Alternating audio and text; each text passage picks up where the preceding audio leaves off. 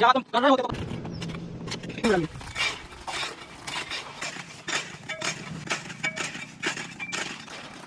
तो आज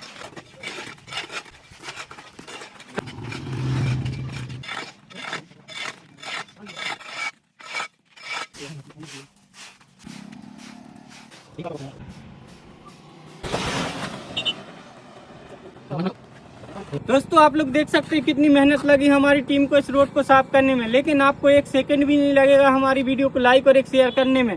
अगर हमारा काम अच्छा लगा तो एक लाइक और एक शेयर जरूर करना।